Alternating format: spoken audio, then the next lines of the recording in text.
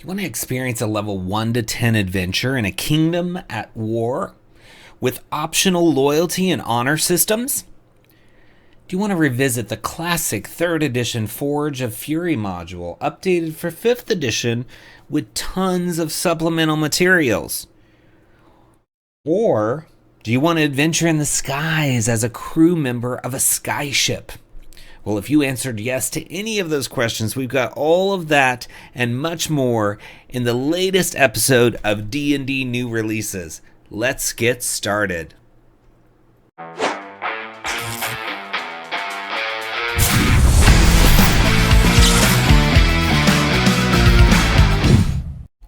Hi, it's Splinterverse.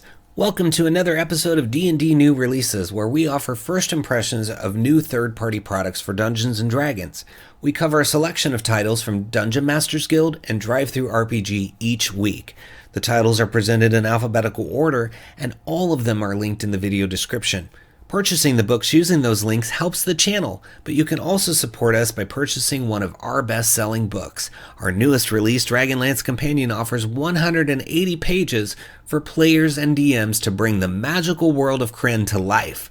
And like many of our books, it's available in hardcover and digital format. Our Swarms of the Multiverse offers over 70 brand new creatures, including their associated swarms, instructions on how to make your own balanced swarms, and lots of bonus materials such as 4 new demiplanes. Our Feywild Companion offers 150 pages of Feywild fun for players and DMs alike. Also, our book, Fizban's Vault of Draconic Secrets, contains over 50 pages of dragon-themed player options, including a subclass for each class and much more. We've got lineages suitable for any setting, as well as optional lineage rules in our Van Richten's Librum of Lineages. With our Potions Unlocked book, we have over 100 pages of material to take potions to the next level in your game. Please support the channel by purchasing our books using the links in the video description. First up, we have 50 Swamp Encounters for levels 1 to 20 from Mark Mockridge, $9.99 for 23 pages.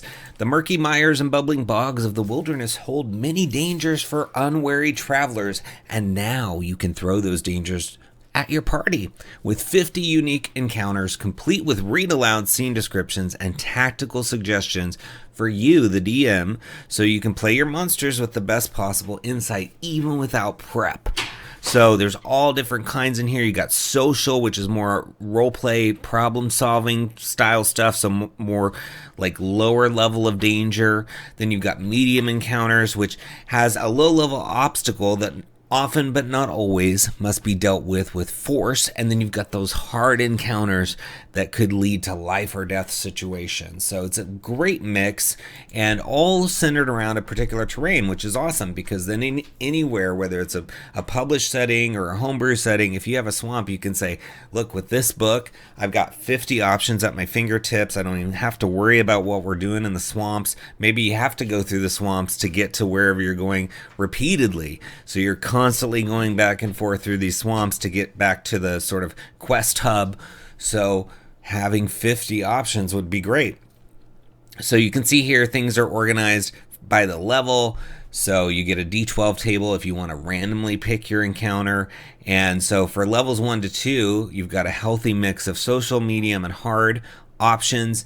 And that continues for each of the sort of level segments. So you got 3 to 5, 6 to 10, etc. And then you get toward the higher levels, and naturally they're all hard, right? Because you're dealing with that tier 4 goodness. But right off the bat, you've got this first one, Bullywug Tour Guide, and you can see at the top is that flavor text. So it says, standing knee deep in the murky water ahead is a frog-like humanoid with slimy green skin and bulbous eyes. It holds a poorly written sign above its head, and when it sees you, it says tour guide. So that's cool. It says a bullywug called Glob Splashfoot is providing their services as a guide through their native swamp. For the bargain price of only 1 gold piece, Glob will claim to know the safest possible routes through the wilderness and share fun and informative facts about the swamp as they go. However, Should the party accept Glob's services, they will lead the characters in circles for hours, demanding another gold piece every hour until the party is out of money or they are attacked. If the party turns hostile, Glob will flee as quickly as possible with all the gold they've managed to acquire. A DC 11 intimidation or persuasion check will coerce the bullywug to actually work for their coin honestly and escort the party safely across the swamp to their intended destination. So how cool is that? Really little detail of hey, you know, he's just going to be a shyster and go around and kind of con people out of their money and just try to get away with not actually working. And you know, that's a really interesting angle for this. He's you know, he's got a fun little name, and he's maybe made a reputation in the area for either being maybe good, maybe he's paid some people to say he's good, or maybe he's got a reputation for not being very good at his job because he does lead people in circles. But what's beautiful about it is that the party can, rather than using their fists, they can say, hey, let me try to persuade this bullywug to actually do what we need him to do. And, you know, it's possible to succeed at that. And they may have to try several times, depending on, you know, how good their skills are. But you know, it could happen. Maybe the second person tries and then they convince him and he stops doing this. So, you know, depending on how big the swamp is, this could be a really cool thing to have happen. And they could even stumble into another encounter, even though they're going in circles, right? Something could happen, whether randomly or, you know, predetermined by the DM. But I think that's a really fun one, a great one to start with. And, you know, it's always good if you're a creator watching this, start with really strong ones. You know, that's the first impression you're giving people. And shows like this where people are talking about it, you know, if we read the first one and it's kind of dull, it does not bode well for the rest. So I know that's hard to do when you have to alphabetize and organize by level, but I would strategically recommend to publishers to do that. So scrolling through, let's pick another one. I like this one here, this Vampiric Mist. It's got a really cool image here. It says the fog in this section of the swamp is particularly thick, seeming to cling to the rocks and trees like ghostly fingers. Before long, you are having difficulty seeing anything 30 feet ahead as you trudge through the wet mud and tall grass. Suddenly, the temperature drops and you realize that one of the random rocks at your feet is actually a half-sunken headstone. Two vampiric mists from Mordenkainen Presents Monsters of the Multiverse haunt this section of the swamp. They are completely invisible unless a strong gust of wind clears away the rest of the fog, or they successfully use life drain at least once. From that point on, they are clearly identifiable as a red cloud of bloody droplets.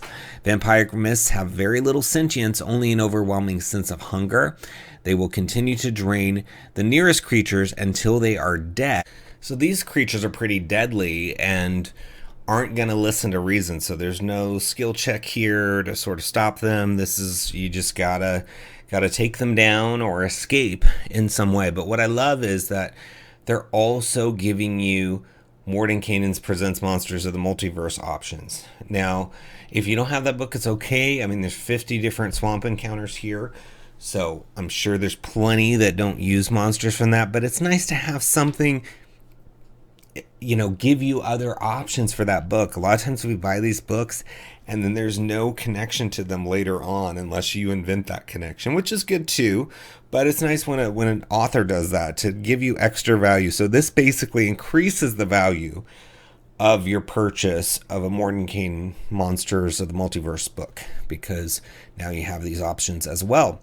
But yeah, I love this, and it's nice because they just put the little MPMM next to the ones that are related to that. So you see a few of them in here in the samples we're looking at, but the majority are not, so I wouldn't worry about it if you don't have that book. You can also see them up here in the beginning, kind of where they are. They're kind of sprinkled, so you get some options, but you know, it gets tiring just dealing with the monster manual ones all the time, right? Especially when you get to third party, because they have to use the ones that are in the SRD, or they have to make their own. And so you just see the same ones over and over and over. And so it's really cool to see somebody exploring Mordenkainen's book as well.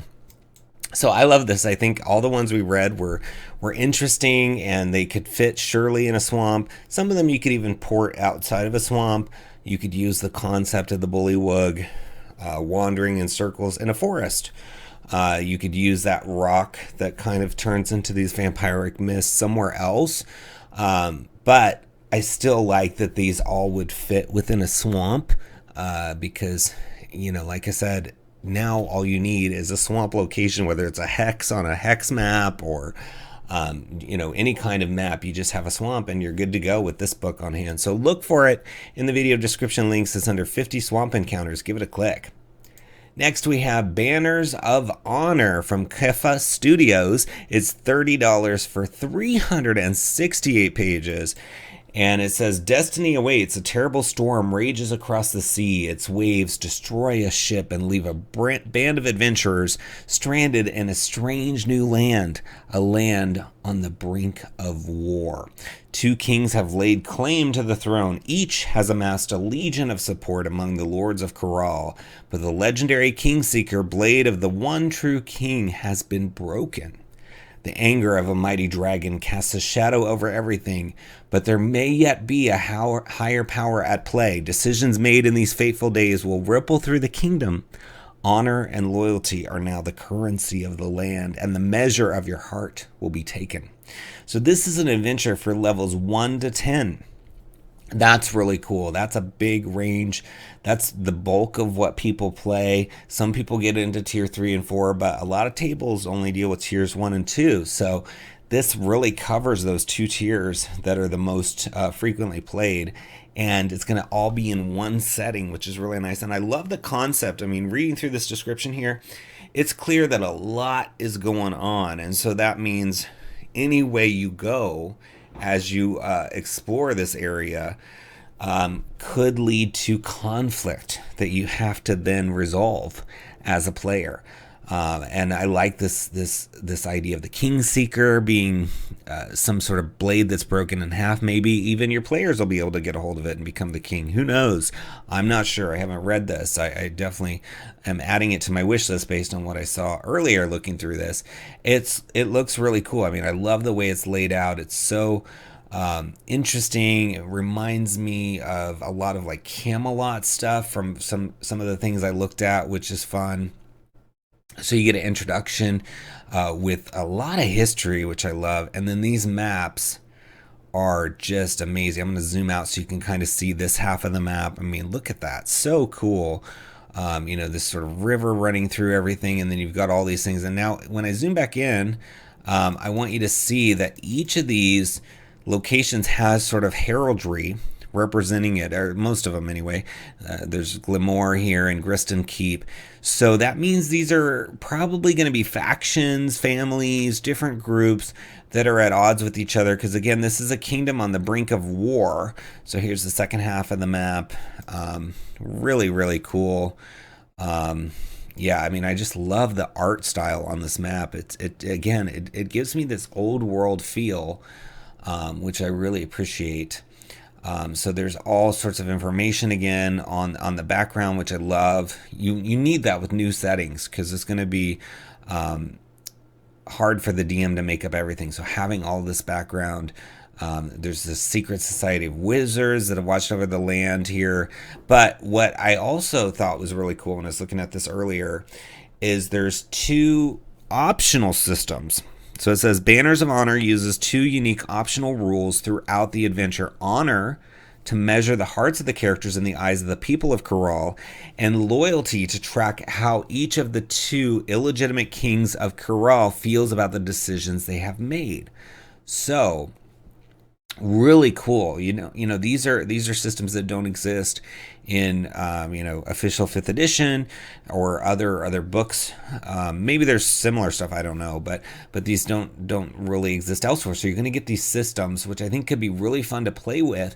And if you like them, you could probably port them to other places. I mean, Honor, it sounds like it's based on the populace, right? So you could port this to another setting, either homebrew or published, and just base it on the populace of wherever you are. So that's reusable. And then this sort of loyalty, you could probably port that to other NPCs, patrons, etc. And so I love that when you have a new thing. I mean, that can be what really reinvigorates a player. Maybe you've had a player that's kind of like, I don't know if I want to keep playing. But if you introduce a new mechanic, a new thing, that can maybe make them feel like they're playing a different game, even though they're still playing 5th edition. So I love that. So we'll look at it in detail in just a minute. I'm just going to scroll so you can see more stuff. But there's jousting in here. So you can learn how to master your steed, and there's all these rules for the joust. And then end-game rules for this, and then there's a whole story overview. I mean, this is really fun. And I mean, this is 368 pages of fun, so I cannot wait to read through this one of these days. As I said, I'm going to add this to my wish list. And definitely going to get this one of these days, because I think I could just have fun just pouring through this and just reading the history and all of that good stuff. So it says honor is utilized as a 7th ability score for all player characters and is used as a measure of how well thought of the character is by NPCs who follow the chivalric code of Ḥ'rāл. Each player character begins the game with a base honor score of 10, and this score is affected by modifiers as per the rules of the game. The GM may ask the players to increase or decrease their honor at the end of any adventuring day based on the character's actions on that particular day. Increases in honor should be awarded for meaningful acts of chivalry that are in line with the code, and decreases should be imposed for breaking the code. So, sometimes systems like this are secretive, like only the DM knows that they're being monitored and tracked, and they're sort of tallying behind the dungeon master screen what's going on. So this one is very straightforward. It's open to the players. Hey, there's this code, and adhering to it is going to reward you with honor. And so that's kind of cool, because you can give them this chivalric code of Ḥ'rāl. Says, "Thou shalt conduct thyself as an honest and honorable person." Role play opportunity for days with this, right? Are they being honest? Are they not?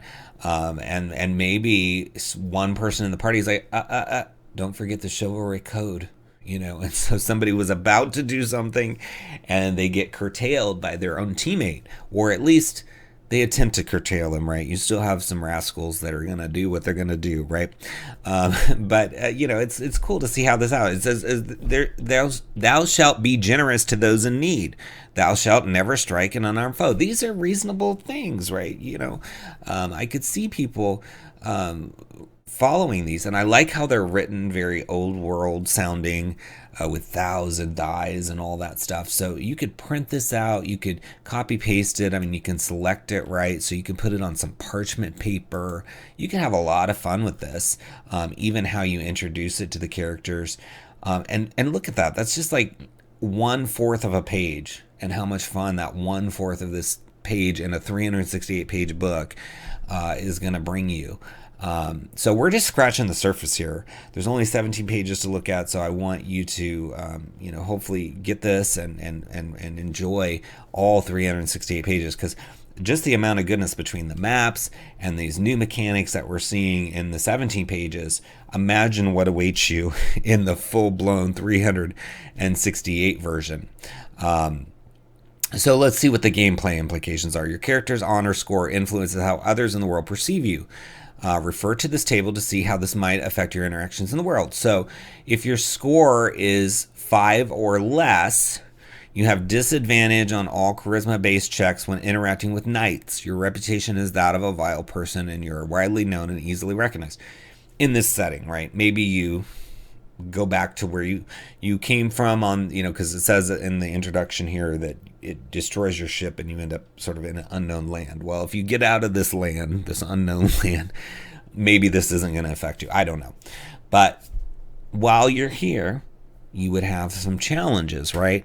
But let's look at the other end. If you've got 16 or more points in your honor ability, You have advantage on all charisma-based checks when interacting with knights. Your reputation is that of a brave hero, and you are widely known and easily recognized. So it runs the gamut. You can be kind of unknown but not a problem. You can be very well known and loved and have advantages, or you can be the opposite. So I love that. And there's basically 5 different options based on your score. So I'm not sure where you start your score, but I'm sure it's in here somewhere. We're just bouncing around, right? So that could be really cool, though, to practice the chivalry code. I mean, all these paladin oaths, right? They have the oath, and they have their little tenets, and people of varying degrees implement those in their play. Some of them forget that they even have tenets. Others are like, oh, I'm gonna always be bringing these up, right? And you just get sick of the tenets.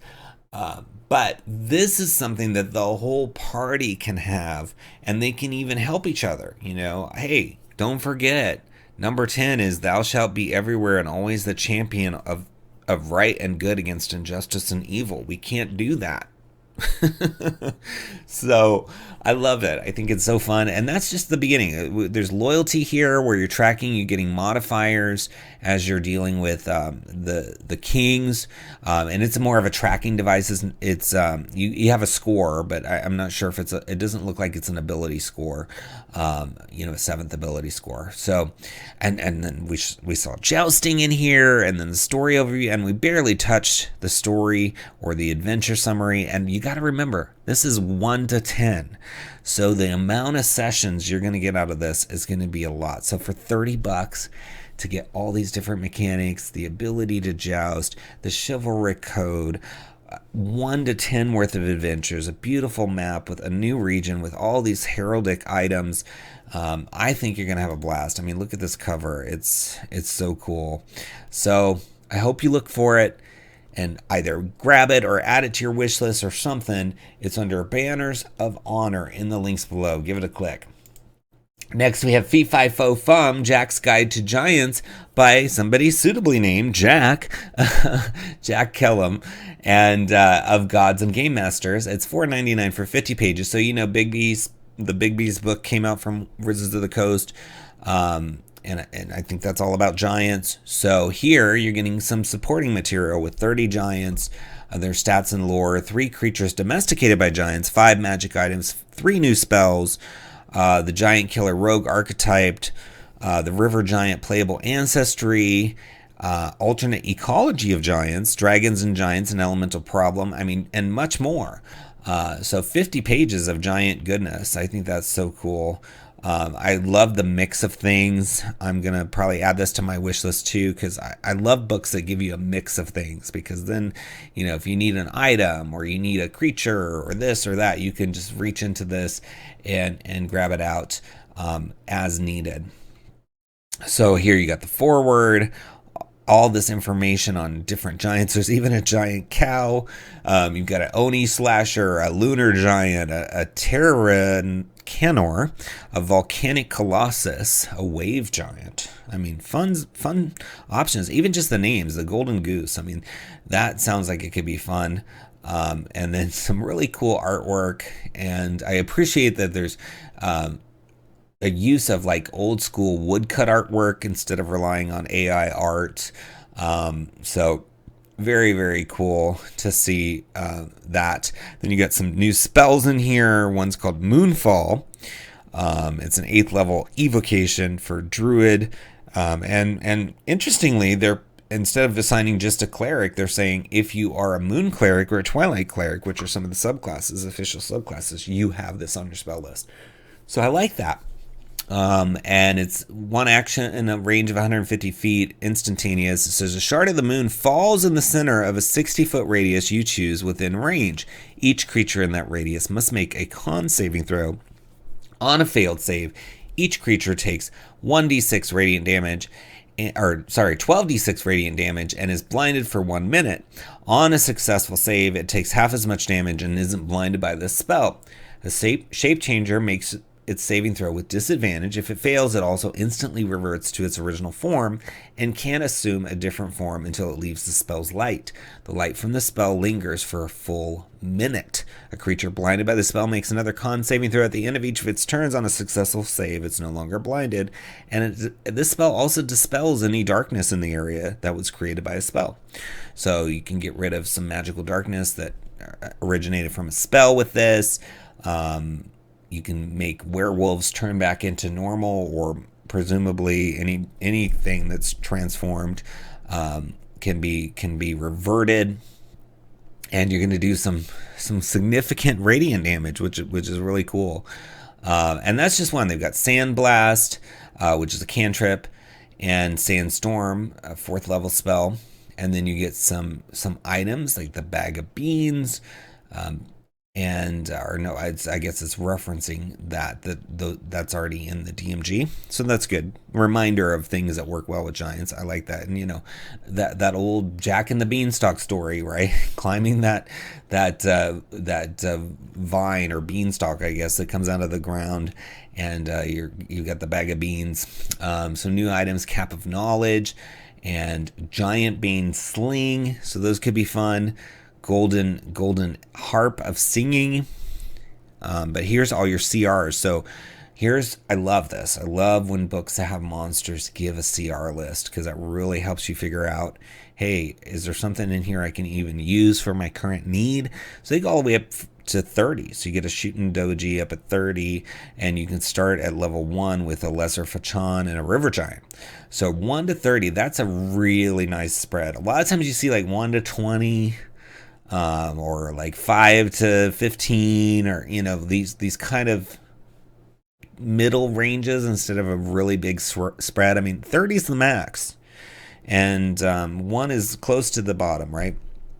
So I appreciate that there's a really good spread. So you got an Acid Giant. It says the Acid Giant is a giant elementally aligned with Earth. Their skin is nearly glowing eldritch green with black hair and eyes. They most often wield flails with hollow heads filled with their own acidic saliva. They can also spit globs of stuff into their hands and throw it like other giants throw stones. Residing deep in the Underdark, they hate each other. Or not hate each other. I don't know why I added that word. Residing deep in the Underdark, they hate other giants nearly as much as they hate lesser races, and often take other creatures as slaves, even from races that normally are the slave masters themselves, like the Drow and the Dwargar. So that could be an interesting turning of the tables. So even though, we're trying to move away from slavery and a lot of this, D&D stuff, if you still have Drow and Dwargar that are keeping slaves, you could have these take them, the slave masters, as slaves, as kind of a retribution even. So maybe that could even be a way that you turn it around, so that you can still have it referenced in the campaign, but maybe it's been, a twist of fate to where the slave masters become the slaves. But yeah, you can see tons and tons of creatures in here. I mean, you can see this whole book in this preview, which is so generous of Jack. So there's no excuse not to check this out. If you at all think you would ever need giants or need monsters, if you're a DM, you really, really owe it to yourself to take the time to flip through this and see, hey, is there something in here that I can use? And if there is, it's only $4.99 to get 50 pages. That's quite a lot of pages for that price. And it's going to tie in with your big Bs, and you never know when you're going to need these magic items or creatures or spells. So look for it under Fi Fo Fum in the links below and give it a click. Next we have the Folio Digital Quarterly number 3. From Art of the Genre. It's on sale for $5.50 right now. It's normally, it looks like $10 or $19.99. It's hard to see through that strike through. I'm guessing 10. It's 32 pages, and it's really interesting because it's first edition and 5th edition. So one purchase, you're going to get first edition material, so you can use it with OSR or your old books from first edition, or you can play it with 5th edition. I love that. Every time we see a book like that on the channel, I get excited because I'm all about value for you, and we don't have unlimited money. And so when you can purchase one book but be able to play two editions of the game without converting it yourself, that's a plus, a pro for a book. So it says, introducing the party to one of the frozen wastelands of the northern climes of the Nameless Realms. This adventure pits them against the frozen hall of an icy realm, introducing several new monsters and a great ice-filled dungeon. The characters can loot their hearts to their heart's content in this classic dungeon crawl. So it's for levels 2 to 4, and you should have 5 to 7 of them, and all the mechanics are in both first edition and 5th edition. And you can see down here there's a ton of other titles. Art of the Genre has been around for a while. I backed one of their Kickstarters, and they've been producing some really cool stuff, and you can see that they've just added a bunch of their books to drive-through, which is cool because then it can be part of your library. We have this My Library tab up at the top, and you can have it all together with your other stuff for your digital versions, which is so great because, you ever lose your computer, you come back to drive-through, you log in, you go to My Library, and you can download all your stuff again, and you have it. And they've been doing a ton of stuff. I got one of their orange border books. I was a late backer. Like I went and they had like pre-order or whatever through the thing. So I wasn't one that was on the campaign because I don't always follow all the Kickstarter stuff. But I had seen it somewhere and it looked really interesting. And I got it. It was cool. It was a really fun book. I have it on my shelf. So they do good stuff. And again, this is going to be a mixture of first edition and 5th edition for the mechanics, so everything you need. So you get to see 6 pages here. It's got that old school feel to it too, like these pages here. Let me zoom out. This is so reminiscent of those old Monstrous Compendium pages that had the hole punches, right? Because you get this sort of 1/4 of the page is the artwork, and then you get all this information on the number appearing and all that stuff. And I when I first saw this, I was like, wow, this is taking me back to those old books, which I really, those were some of my favorite books back in, I think it was 2nd edition. But yeah, you got a Frost Ogre, you've got Frost Skeletons, Goblin Roses. You can see these little guys hiding under this rose bush. It's so cool. So let's read about them because they're drawing my attention here. So they're very rare. So again, this sort of list of things is very much in line with the old Monstrous Compendium. You got frequency, number appearing, armor class, number of attacks, all these things. But it says, what insane botanist mage first created the Goblin Rose is lost to the annals of time, but there is little doubt that they lost their mind in doing so. This incredibly beautiful rose bush is a blood drinker, meaning it has limited mobility with its branches, and will trap vermin, small animals, and the like within its thorny branches to create its odd fruit. That fruit is a large green globe about the size of a basketball, and when it ripens, it splits open, revealing a live goblin inside. Although small, even for goblins, the little creature is fully grown and will begin working on a burrow beneath the plant, preparing it for other members of its kind. How cool is that? This little mini goblin hidden inside this blood-drinking rose bush. Really cool creativity here. It says small goblin roses are of no true threat to humanity, but the larger versions will have up to 12 goblin servants in the root system and will defend it, as well as a nasty ability to whip targets with its thorny branches and also drain blood. I mean, this is an encounter. It's just ready to go. You got a thorn whip. You've got these little goblins inside, so you can use the goblin stat block and just make them, small size or smaller or whatever. And you can have this whole root system. Maybe they even have a name for their particular goblin rose bush. It's just waiting for you to spring this on your plate. Oh, look at those pretty roses. Oops, drain my blood. Right? So I think it could be an unexpected event. And this is just one. You've got this ice goblin. You've got all these creatures in here. And the ability, you've got a thorn whip and yeah, I think this could be so fun to play through. And this is a frozen wastelands in the northern climes of the Nameless Realms. It's an introductory adventure, so you're going to find all of these monsters there. But I would encourage you to click the link in the video description, but also to explore this catalog of stuff from 𝙁𝙗𝙀𝙾, because they've just added so many titles with fantastical art on the front. And if you come to this page, you can click under the title here to see 𝙁𝙗𝙀𝙀 and go to all their books. But yeah, they've just recently added everything. So, we only cover one title per publisher per week at most. So we couldn't cover all the things, but this one jumped out at me as being really fun, especially when I saw the pages reminded me of the Monstrous Compendium. So I hope you check it out. It's in the video description links. It's under Folio Digital Quarterly 3. Give it a click.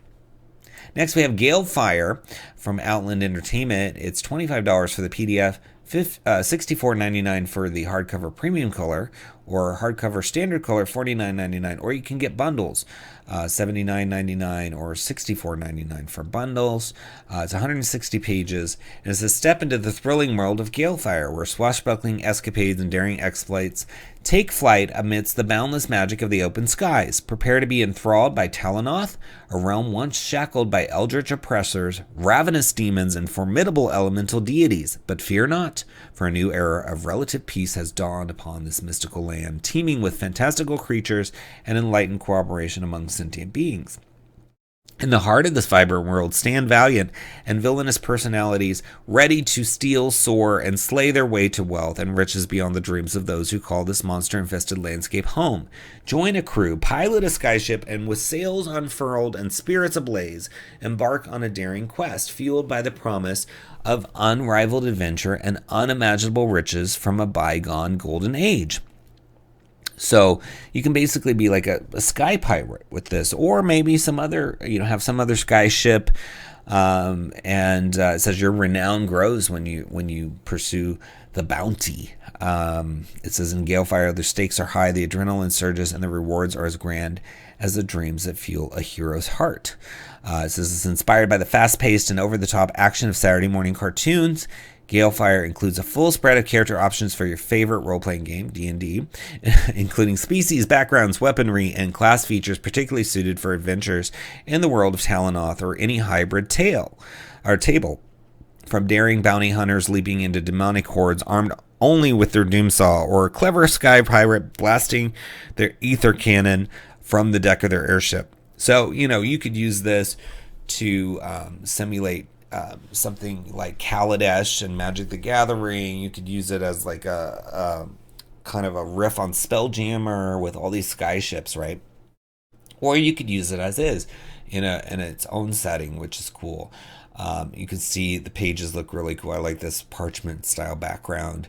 So it gives you all about the information about 𝙁𝙁𝙀 and the nation states and the regions, and then you get into some of the player stuff. So you've got species, you've got subclasses, you've got spells, and then you've got adventure hooks, equipment, and then friends or foes. So, that would be monsters and NPCs and all of that stuff. So here's your sort of what is in this book, a note on style and storytelling, and just kind of prepping you for everything. But then look at this really cool map of this sort of floating continents, it looks like, or like shards of a world almost. You can see like it's an exploded planet where everything is sort of still there, but it's floating around the molten core. So you've got all these different things on this main piece of land here. But what I like is there's these other ones that either you can make up what's there, or maybe future releases will cover those. So this is the brief introduction to the world, and you get languages. It goes into things on currency. I mean, this is just very detailed. It's going to give you everything you need to bring this world to life. So let's find a suitable section to read. Talks about the holidays, the calendar. I mean, this is really, really giving you the full 𝙁𝙁𝙀 experience, so you know what to do. But it says Galefire is a bombastic, high-octane setting full of dazzling combat, sprawling adventures, and larger-than-life challenges, but none too big for our heroes to overcome. So yeah, I like that. You get that feeling. I mean, a world that's sort of blown up and still together is cool too. So let's see. I'm gonna maybe go back to the beginning a little bit and see if there's something to share. Looks like we're already at the beginning of this. So let me go to maybe later down here. Let's talk about some of the languages of their currencies. Oh, okay. A world fueled by aether tech, technology, and magic. Okay, that's a good section to read. Talanoth is a world fundamentally tied to its magic and machinery. The fusion of these is aether tech, but there are many more ways in which magic and technology intersect with the sentient species on Talanoth. The following is a primer on the various applications of aether tech. So you've got Galefire, used extensively by Obsidian, Imperium, and the demonic overlords before that. Galefire is incalculably powerful. It is unknown if this energy manifested from the slumbering primordial devourer feeding on the world soul, or if it is simply the magical energy from the world soul. Crystallized Galefire is worth a fortune, a single stone of which could power an airship's aether core for years. The ancient Obsidian Imperium had come dangerously close to draining the world soul of Galefire, leading it to be impossible to make or find in the modern era until the pyre scattered Galefire across the celestial seas. So you have a lot of history for this sort of fuel, this energy, and you can have people relating that. You can have NPCs going into, hey, what is Galefire? Maybe you're new to this world, or you just haven't been very technical. It says, mana, crystalline mana, and volatile mana. Found deep underground, mana is an energetic power source that seems to occur naturally on Talanoth. Many surmise it forms within the world soul and bubbles up to the surface over time. Mana is used to power many things and burns off in a crude smoke that is toxic to living things. Crystallized mana is much cleaner and significantly more powerful. So I like this. They're very much into like the refinement of materials and sort of elements, and I like that. You could really dive deep into that. I mean, you could get very specific if you want. There's mist, there's the aether tech itself, there's an aether warding suit, which protects the wearer from etheric mists and etheric currents.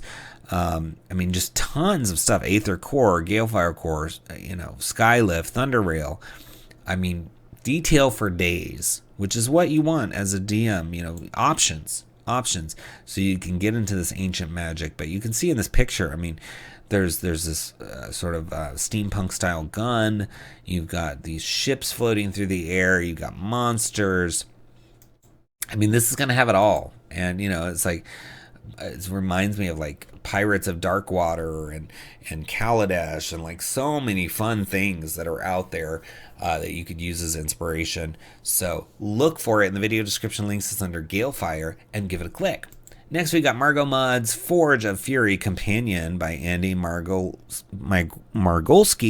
and it's expanded story content, HD maps, and a DM's guide to the Forge of the Fury. So for those who don't know, Forge of the Fury is a very popular module from 3rd edition for Dungeons & Dragons, and the rules of DM's Guild are that we can use older material and bring it to 5th edition, but we can't convert an entire adventure and include all of its text. We can give conversion notes and support it so that basically you can read the old module and then reference the supplemental book for the mechanics, but we can't wholesale take everything.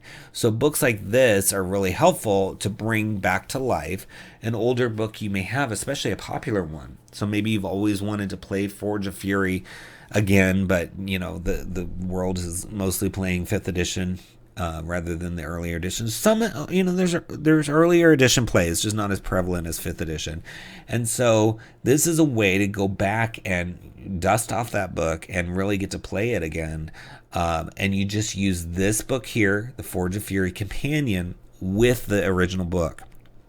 And then that way, you can just read the flavor text, you can read all the things from the book, and then when you need mechanics, you use this book. But this isn't just a conversion.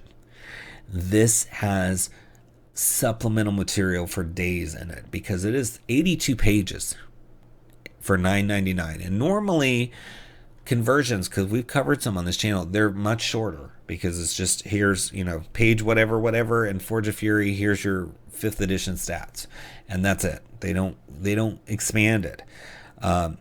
So it says, who says you can't have a narratively satisfying experience filled with memorable characters in the middle of an expansive, non-linear, and tactically challenging mega dungeon? The Forge of Fury is a well-loved module in part because of its robust and flexible dungeon, alive with roaming monsters and brimming with secrets. So this expands with cohesive multi-adventure lore and a story and characters fit for a modern table. It can be run as a standalone adventure or as a sequel to, there's a Sunless Citadel one, which is also an update. It's designed for a party of 4 level 3 adventurers that reach level 5 by the end. And so there's a bundle, and it's got reimagined encounters with fast-paced action, dangerous new enemies, hazardous environments. You've got new expanded NPCs and lore. This is awesome because the original is so good, and then now you're going to have extra NPCs, you're going to have extra enemies, extra hazardous environments, all these things that you can plug right in. You've got interior art, universal VTT files, tips and tricks for running the adventure, a flow chart. They probably didn't even have a flow chart in the original, I don't remember, but that's more of a modern thing. Look at these beautiful maps that go with it, and it's clearly very nicely laid out and organized. Most conversions are more pared down. They don't invest a lot in art. They do some maps, but they just don't invest all this time and stuff. So really, really cool. There's bundles, like I said, where you can get the Roll20 version and the PDF, and then you can also get it, this particular book alongside the Sunless Citadel companion. But I really, really love when you see this much heart put into these conversions, because there's so many copies of these books floating around out there. You could even try to get the original, secondhand, or you could go through Dungeon Masters Guild and get a reprint, right? So either way you go, you can bring this mega dungeon that is very flexible, has wandering monsters and all this stuff going on that you don't see a lot these days, out there, brought back to life.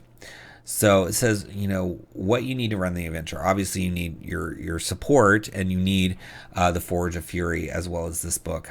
And it goes through the adventure overview. But what's in the expansion? It builds on it. And the original also followed the Sunless Citadel, so you can do that or have it standalone. It also worked well as a standalone. And then, some things are changed, because times have evolved, right? And there's some things that we weren't as sensitive about back in the day that we've learned, right? And we've grown, and we've said, oh, maybe that's a little bit offensive, or a lot offensive. And so there are a few changes to kind of get that out of there.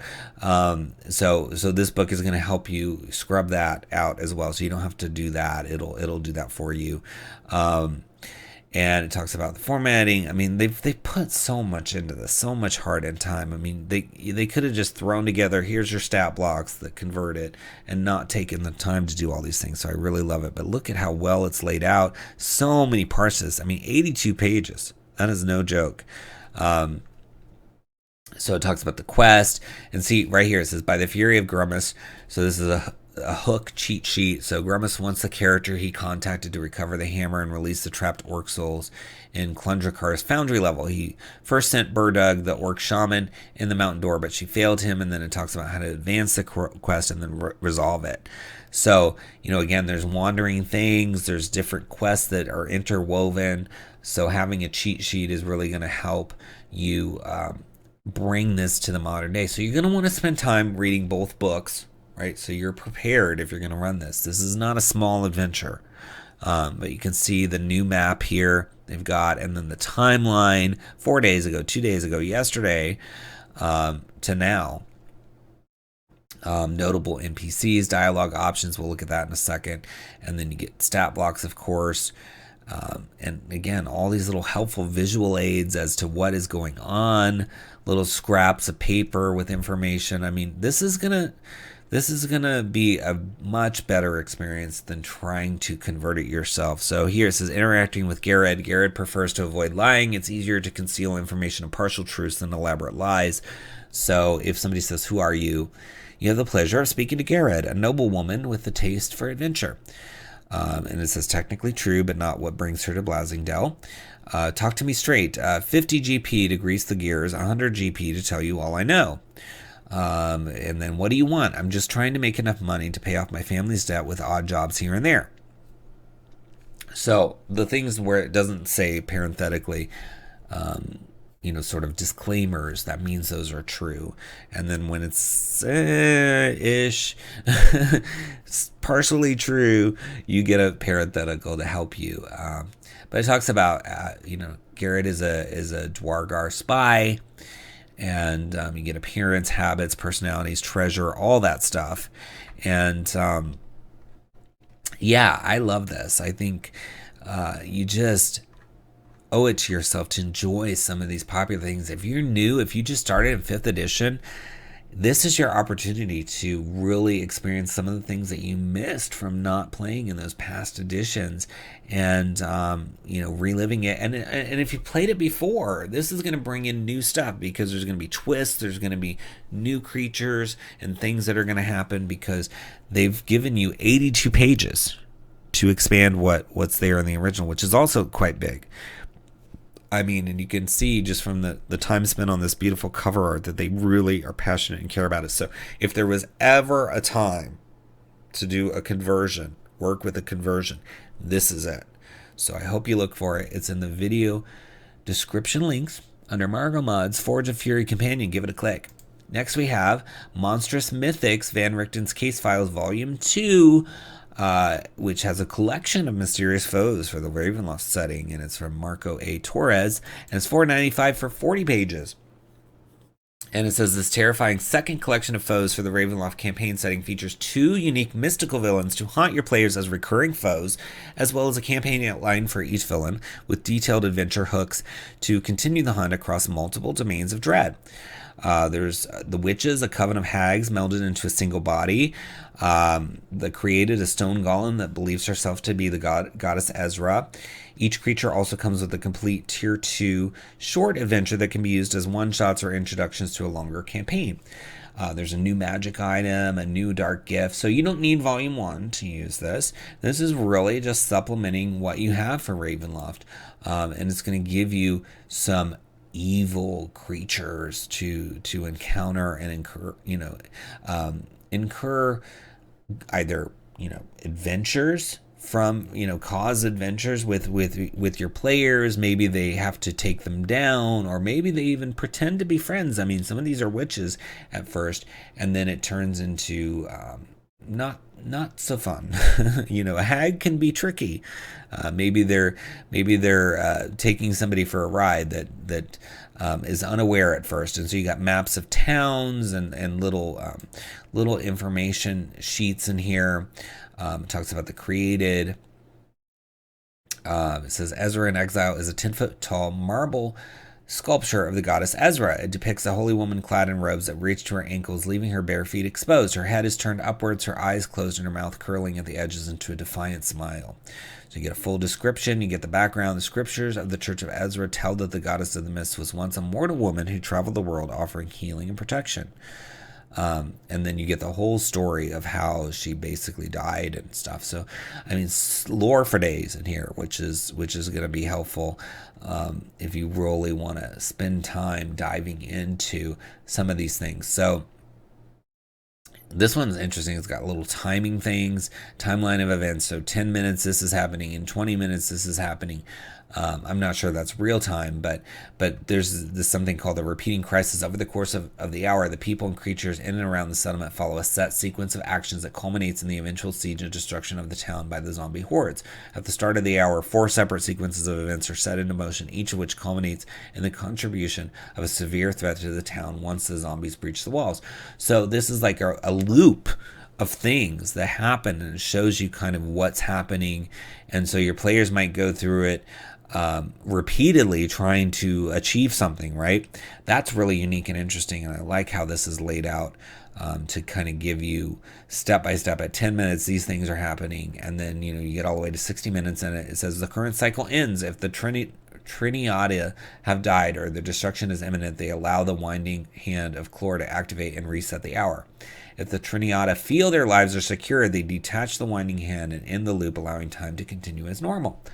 So there is a way to stop this repeating stuff, and it gives you. It says the adventure begins as the characters arrive in 𝙬𝙬𝙀. As they make their way toward the center of town, an old woman calls out to them. "Hail, travelers!" A hoarse voice calls out from the foot of the clock tower. An old woman, draped in dirty shawls, strokes the long gray strands of hair that drape down from the hood of her cloak. Although her eyes are crossed and milky white, you feel her focus on you nonetheless. "We don't see much from beyond the walls. We don't see much from beyond the walls. Your arrival must be an omen. Come, let an old woman grant you her blessing." She lifts a shaky hand in your direction and moves it in a circular motion as she utters a prayer. "May fate be kind and untether you from her cruel design." The bells of the clock tower let out an echoing chime as she finishes her utterances. She looks up and spreads her mouth wide in a crooked smile. Ah, another segment of time begins. So, there's this crone that knows about it. It says the crone is in fact the 𝙤𝙤𝙢𝙬 under the effects of an alter self spell. She has marked the characters with the winding hand of 𝙬𝙤, allowing them to now maintain memory of the repeating time loops that begin with the chiming of the bells. So yeah, this is fun.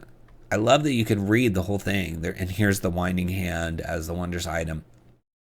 That's really unique and interesting adventure to use, and there's whole campaign outlines for the 𝙤𝙤𝙢𝙬. So this is not like some, hey, here's a quick stat block with a couple paragraphs. I mean, they're giving you the world, literally, a repeating time loop adventure, a campaign outline, everything you need to bring Ravenloft to life. So look for it in the video description links. Is under Monstrous Mystics, and give it a click. Next, we have the Necrosheer Wastes from 𝙤𝙤𝙘𝙤. It's $9.95 for 47 pages. And I actually purchased this already because I was excited when I was preparing the video and I saw this description and it looked really fun. And I always love 𝙤𝙤𝙘𝙤's work. So I purchased it, and it is really fun. So we're going to stick to the preview here. I'm not going to show my copy because I want to keep it fair to all the publishers. But I've looked at everything and it's really good. It says dive into a new world of necromancy like never before. Journey into the dangerous magical barrens of the Necrosheer Wastes and uncover the forgotten secrets of the necromancer civil war. Discover monsters twisted by lingering necromancy and treasures crafted by ancient lich kings. Prepare to walk the path of undeath. So you get 9 unique locations within the Necrosheer Wastes, so you can drop those into your own setting, or you can build upon the other 𝙤𝙤𝙘𝙤 releases. You get 2 Necroshoren templates to modify existing creatures and transform them into grotesque undead. You get 3 necrotic corruption tables to apply evil corruptions to your world, 8 adventure hooks, 9 necromancy spells, 24 necromantic items, and 10 necromantic monsters. So this is a grab bag of necromancy stuff. So if you want to have a campaign that's necromantic, or you want to just supplement here and there, maybe you take a couple spells, a couple items, a couple monsters, and you just put them into something else you're doing. That's the beauty of supplements like this, is you can use all of it, a little of it, maybe use all of it one time for some other thing, you use pieces from it. So I love these sort of grab bag titles that are an assortment of goodness for you and your table. So you got the Necrosheer Wastes, exploring the Necrosheer. So that's sort of like the adventure area and options. And then you get all those spells with like Disembodied Self and Ghostly Haunt. And then you get necromantic items like the Robe of the Lich King, Black Hand's Grasp, Corpse Sunder, Exsanguishiner, Marrowbark Shield, Necrostone, so many things. And then you get all these foes like the Fleshmire and the Mummified Dragon and the Skin Melt. And what I also appreciate is that even though you don't have to use all these things together, I feel like 𝙤𝙤𝙘𝙤 does a really good job of weaving things in from other parts of the book. So it's not like you can't reference each other and they can't be connected. Sometimes you get a grab bag title and everything's sort of siloed and its own thing and it doesn't really connect. But I always feel like 𝘽𝙤𝙘𝙀 approaches these projects with a passion and a vision. And I feel that when I'm reading through and looking at this stuff, that there's these little connections to things. So it's not such a deep connection that you can't use it on its own. It's more like just a common thread. Not just in theme, but in some of the things. Like Fleshmire is a creature, but is referenced elsewhere. So that's one example that I recall from looking through the full thing. So we'll look at the area in a second, but I just want to scroll, show you always beautifully laid out in 𝘽𝙤𝙘𝙀 with some great artwork, custom stock, all of that. So you get a good mixture. It says the Necrosheer Wastes. Necromancers do not fear death. Rest assured, we always return, whether within the hour, within the next century, or when your successors forget how bravely you died trying to stop us. So that's a quote from Vernix 𝙤𝙘𝙀𝙀, the last black hand of the Brotherhood. So since the dawn of magic, the dark art of necromancy has been taboo. This persecution forges a spiritual kinship between necromancers despite their differences, and for eons necromancers have helped each other survive. Thus the realm was shocked when a brief yet devastating war erupted among their ranks, known as the War of the Necro-Arches, or Arcs, or simply the Necromancer's Civil War to outsiders. The conflict left a dark physical legacy in the form of magically barren wasteland called the Necrosheer Wastes. Today, the region's history, necromancers, and forbidden knowledge are mostly lost to the destruction wrought. The truth remains in the few intact records and memories of hidden survivors, which is perhaps for the best. However, recent interest in the Necrosheer Wastes, buried treasures, and forgotten knowledge have begun to unravel its mysteries, threatening to unearth apocalyptic secrets. So you could do so much with this. You just have this little waste area somewhere in your homebrew setting, or you add it to an existing setting in maybe an uncharted area. And then, people start talking about it, rumors, and then you go there, and then the next thing you know, they're uncovering stuff they wish they'd left alone, right? And, Halloween's coming. You could get really into some dark, skeleton-y, undeath, or whatever you want to do, because this gives you that foundation, that underlying place where you're going to expect some necromancy and some undead. And once you get into it, maybe at first you're not sure, but then you learn otherwise as you explore, and maybe regret your decision to do that. So all sorts of stuff. It says they're among the most hostile place. Angry ash blankets the sky, the sun made red from its smoky haze. Lingering resentment chokes the air long after the war had ended. It talks about the visibility. There's a whole table here on the visibility for that. And again, each of these supplements from 𝘽𝙤𝙀𝙀 is so lovingly crafted, and they're sometimes devoted to a region, sometimes devoted to other things. You can see a lot of the covers of them down here. So there's the Halcyon Coast, the Polymorph Lab, but then there's other ones that like a Ranger's Guide, etc., or Divine Favors that are more, not so focused on a region. But these regions can kind of be put together in a larger setting. So I like this, that it's just so focused on this one thing, and then it's got a mixture of pieces to it that you can use on their own or together. So really versatile and always well done and well edited, nary a typo, which I appreciate. So look for it in the video description. Links is under Necrosheer Wastes, and give it a click. Next we have Valan's Guide to Ormpetarr for Forgotten Realms, with a really fun castle on the cover. It's $4.99 from Valan, 𝙤𝙤𝙤𝙀, and Stormcrow Dreamscapes, 39 pages. It says, discover the hidden wonders of Ormpetarr and the Valan Reach through the eyes of renowned half-elf bard Valan 𝙤𝙤𝙤 in this exhaustive travel guide. So really cool. They used to do all these travel guides in earlier editions of different areas, like the Forgotten Realms, or Mystara. I think they did one for that, and they're fun because you get that NPC sort of speaking to you and telling you things as if you're in the world. And so that point of view is really hard to improvise all the time. So when you have a book like this where it's just this person telling you over and over in a very personal way what it's like, it takes you down to the ground level and lets you really feel like you're there. So I really appreciate that.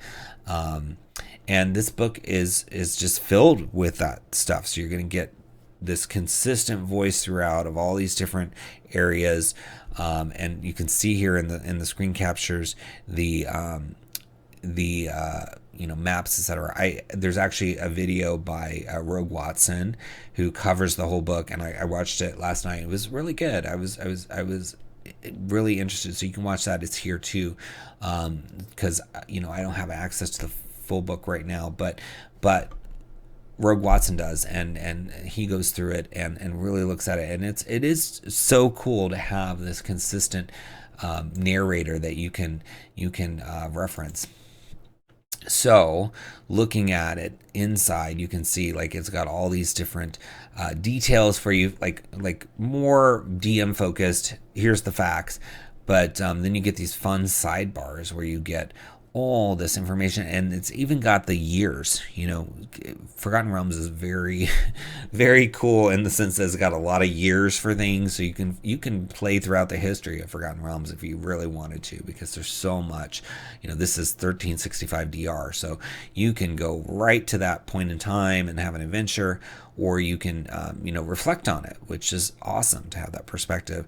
It says in 1365 DR, Ormpetarr was in dire straits.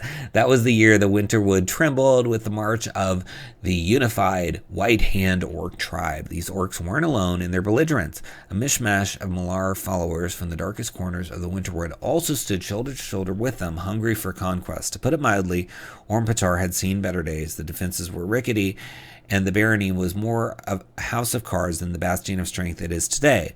But against this seemingly insurmountable force, guess who stepped up? The Order of the Broken Blade. Their mettle and sheer combat prowess turned the tide. The 130th anniversary of this orcish siege is huge here, a day of both respect and revelry. Tales of this pivotal battle are told, and a theatrical reenactment of the siege lights up the main square. The evening is a medley of feasting and storytelling, the perfect time to get the true Ormpetarr experience. So, 130th anniversary. Again, with these numbers, you can adventure throughout time, if you have other Forgotten Realms material available to you. And you can also reflect on that history, having a 130th anniversary. You could play the 129th, the 128th anniversary, whatever you want. The 100th anniversary, for crying out loud. That's one of the beauties of Forgotten Realms, is such a rich history. Wherever you want to go, there's so much material. So I love that, because obviously there aren't modules for every single year. I mean, you're going to have gaps, but crafty DMs can fill in those gaps with their own creations, or use books like this to just pick and choose little things and get into whatever part of history they want. Maybe it's the original attack, or it's the celebration, or reminder of how the town was saved, whatever you want to do. And I love that. But then you get some stat blocks in here. You got a CR7 Ormpetarr Mage Hunter connected to the Arcana Security Tower. It says if you're planning a trip to Ormpetarr with a wand in your belt or a spellbook in your pack, you'll want to head straight for the Arcana Security Tower. This imposing structure stands vigilant at the northwestern gate of the city, a bastion of control in the realm wary of arcane powers. Here's where the city's mage hunters are stationed. These are no ordinary city guards. So mage hunters, that's a fun concept to deal with. So it talks about there's a labyrinthine set of rooms inside with scrolls. It's really a lot of detail. And then you get look, here's Vulcan's flowing craft swords. In darkness, the unsheathed blade of the sword sheds a gray light, creating a dim light for a 15-foot radius. You also have a +1 bonus to attack and damage rolls made with this magic weapon. And it's a variant, so it can be applied to any of these existing weapons. So yeah, it's just a mixture of things. If you're a fan of Forgotten Realms, if you need a city or a town somewhere in there, this could be really good for you, because I mean we're just scratching the surface, but there's plot hooks, encounter tables, NPCs. We saw a magic item variant, so it's a mixture of things. And if you're a fan of Forgotten Realms, it's a must-have. If you're not, you can port the city somewhere else. There's nothing stopping you. That's the beauty of this game. It's your world to change and create and modify to your heart's content. So I hope you check it out. Valan is a fun character. Lots to read from Valan's point of view. So it is in the video description links under Valan's Guide to Ormpetarr. Give it a click. Next we have Village on the Borderlands from Dark Wizard Games. It's $15, and it's an adventure for characters levels 1 to 3 for 5th edition, and it's 64 pages. It does say 𝙒𝙬𝙘 on the side here, but it says in the title 5th edition, so I think it's just the wrong checkbox. So hopefully if you're watching Dark Wizard Games, you can correct that so people can find your book. They're not going to find it if they're searching for 5th edition when it's flagged as 𝙒𝙬𝙘. I'm guessing there's an 𝙒𝙬𝙘 version out there as well, and so that's probably what the mix-up is. But it says the hamlet of 𝘏𝙬𝙘 has been a peaceful settlement for many years. However, dark times have fallen upon its denizens. Roving bands of ogres have been raiding the stockpiles and animal pens in the night. It is believed they answer to a rambunctious giant living in a nearby lush valley known as the 𝘏𝙤𝙬𝙧𝙬 Highlands. There have also been reports of strange animated fungi, plant monsters appearing in the caverns of the Wicked Peaks. Folks have even spotted bandits lurking around the ruins of Sternholm Keep and wandering skeletons in the old cemetery in the forest of fallen oaks. The villagers have cobbled together a ragtag group of willing adventurers to put an end to these dastardly fiends wherever they spawn. Fame, fortune, and glory await those brave souls who can defeat these evil monsters and restore order to the village on the Borderlands. So it's a module for levels 1 to 3, and it's designed for 4 to 8 of those characters, and it's a sandbox style adventure. So you get a full hamlet of 𝘏𝙬𝙬 and 100 named NPCs, 45 plus shops, homes, farmhouses, etc. So you're getting a whole sort of quest hub with this really cool blue and white map. And then you've got these other ones too, as well as sort of a classic style background. And then they show you some examples here on the page that you can read through too. But look at all the names. I mean, so many names and where they are in the encounters. This font is like very first edition, which I appreciate. So even though this book is for 5th edition, you're going to get that first edition feel, which can be really fun. So yeah, I love this. It looks like it could be just a really, really cool adventure. And the cover is really fun. But yeah, you can see these maps in here, and all your notes from the author, and then you get this rumors table. So the first one, a wild-eyed hill giant in the Highlands has had teams of ogres raiding the village. The word on the street is that he is planning some kind of larger scale intrusion with the other giants even further to the east. Recently, he's been distracted with a personal project trying to complete his collection of perfect trophy heads. For his fireplace mantle, he just needs one more, the perfect adventurer's head. A cursed werewolf stalks the forest of the fallen oaks, preying on anyone who crosses his path and spreading a curse to those it attacks. Powerful fungi plants with black caps and yellow dots known as honey's pot mushrooms grow in the caverns of the Wicked Peaks. They contain a powerful effect of healing and peace when eaten. That's false. The forest of the fallen oaks has been seized by bands of goblins who are preying on travelers whom they catch and sacrifice to their wicked god. After the bloody ritual, they get drunk, then begin to sing and dance badly, which is also false. So fun rumors, some true, some false. Wandering monsters. And the sandbox feel is very similar to 1st edition. So you're going to get that 1st edition feel with the 5th edition rules and mechanics, which is awesome. And so then you get the information on 𝘏𝙬𝙬, which is that town that we looked at. There's random village events. So the first one is a mystic woman wanders up to the PCs and tries to sell them some natural oils and scented flowers to wear.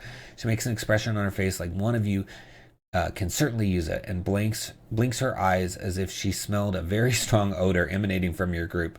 She has 3 vials available for only 5 copper pieces each. A single vial, when fully used on one PC, will temporarily improve their charisma by +4 for 1d8 hours. So see, works perfectly with 5th edition, and fun little village options.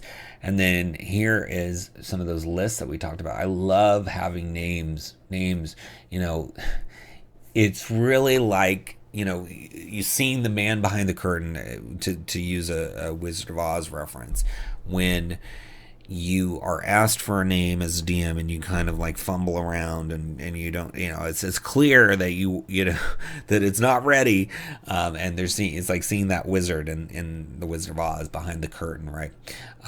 So I think having lists like this where you can just have that sitting to the left of you or to the right of you or on your DM screen or whatever, oh well, that's Sablewind, or that's Isabella, or that's so and so. You know, I'm sure you get better at it over time, but you know, it doesn't hurt. Everybody has a brain fart, so to speak, right?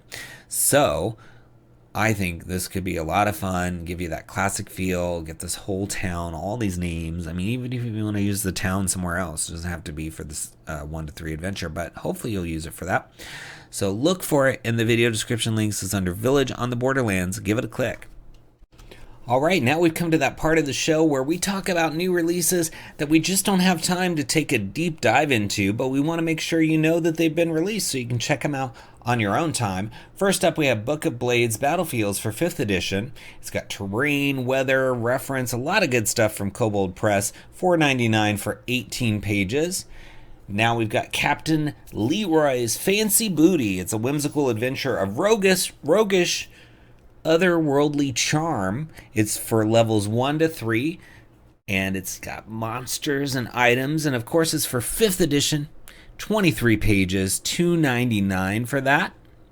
We've also got The Crypt Thing of Corsel, which is an adventure for levels 2 to 3. It includes items and monsters for $3 and 22 pages. We've got Monster Loot Volume 5. It's designed to work with Big B Presents Glory of the Giants, gives you all the loot for all the creatures you find in there, and it's only $2.95 for those 22 pages. We've got Oops All Dragons. It is $11.99 for the PDF on sale, or you can get the softcover standard color for the same price, or both for the same price. So whatever you want, they're on sale for $11.99 right now. It's 62 pages, and it's got a lot of monsters, of course, for 5th edition. So check that out. We've got Sharn, Murder in Skyway Manor. It is $7.95 for 29 pages, and this is for Eberron. It's an adventure, level 4 to 6. You could probably adapt it to other settings as well, but I love that cover. Looks really cool.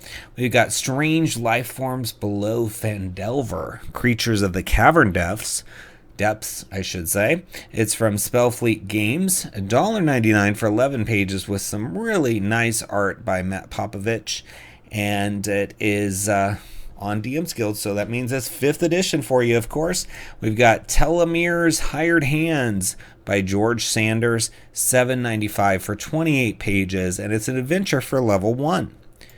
We've got Untold Subclasses Oath of Occlusion, $1.95 for 6 pages, and this, of course, includes a Paladin subclass, an NPC, and a spell. We've got Urban Locale number 15, a fortune teller's shop, and it's reference for you, locations, system neutral, so you can use it to describe any kind of fortune teller you would find in any system. And I was looking through it, pretty fun stuff. We've got Wicked Little Delves Volume 3 from Dungeon Age Adventures. It's $5 for 22 pages, and this is a 5th edition as well as OSR adventure for levels 7 to 9. It's got items as well in it.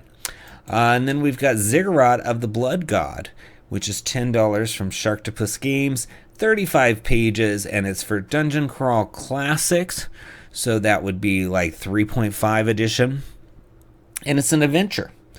So that's it for this week. Thanks so much for watching. Please subscribe to the channel, leave us a comment, and like the video for the algorithm. We will respond to all the comments. Let me know what books you're digging this week, ones that you're going to check out, or ones maybe we didn't cover, so we can look at those another time. And of course, please follow us everywhere. We're on all the socials, including the new ones like Mastodon, Blue Sky, Threads. Just look for us at Splinterverse everywhere. And be sure to click all those links in the video description to support the great creators we're talking about this week. They really need your love to stay in business and stay in the game. And if you purchase anything after you click the links, even if it's something we didn't talk about today, you're going to help the channel through a small affiliate fee, and we really appreciate that. So if you can bookmark one of our links and use that every time you shop at Drive-Thru or DM's Guild, it's going to really help keep this channel going and the lights on. And we've got other ways you can support us, including 7 books we've released over the years, and those are listed in the video description, or you can go to splinterverse.com to learn all about those, including our Mithril best-selling Feywild Companion. And of course, we've got a 2-book Kickstarter coming up later this year or early next, and it is going to be a campaign setting and adventure that you're not going to want to miss. So make sure you follow us at Splinterverse everywhere. Thanks so much for watching. I do appreciate each and every one of you. And until next time, happy adventuring.